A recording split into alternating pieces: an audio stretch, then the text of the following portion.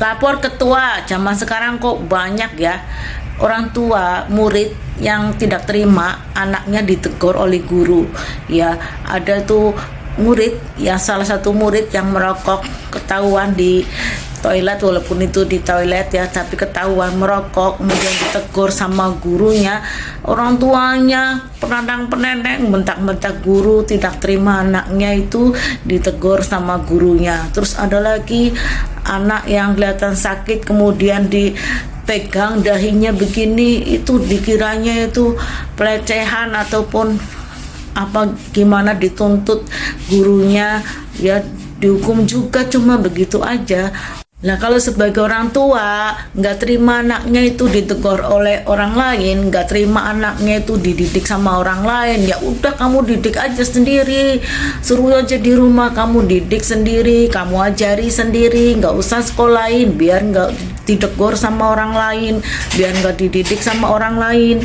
Kalau posisinya anak itu di rumah, berarti tanggung jawab pendidikan 100% sama orang tua. Tetapi kalau kita menitipkan anak di sekolah, ya berarti kita memasrahkan anak kita untuk dididik sama orang lain, sama guru yang mengajar di sekolah itu.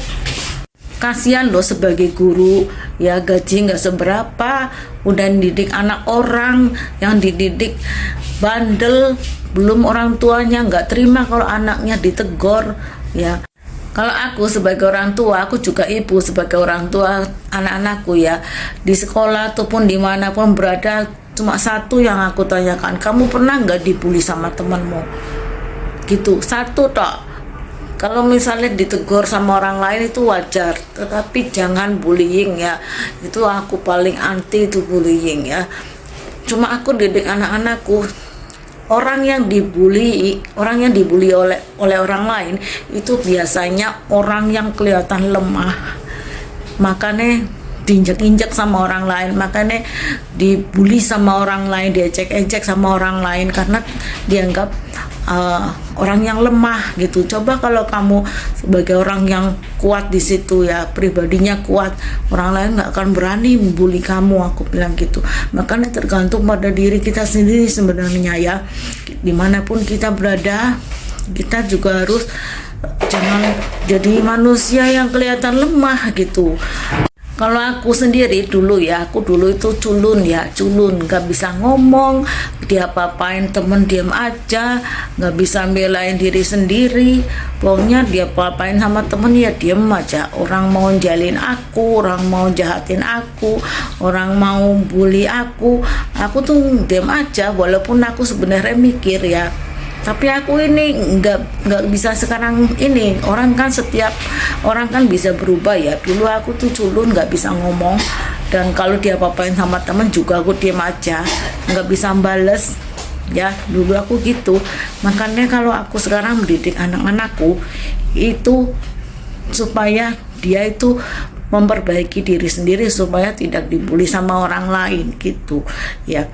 Karena aku merasakan sendiri. Tanya tuh sama tetangga-tetangga aku, teman-teman aku waktu kecil yang pernah ngerjain aku, bullying aku, pernah aku membalas kalian? Nggak pernah. Aku mending diem aja ya.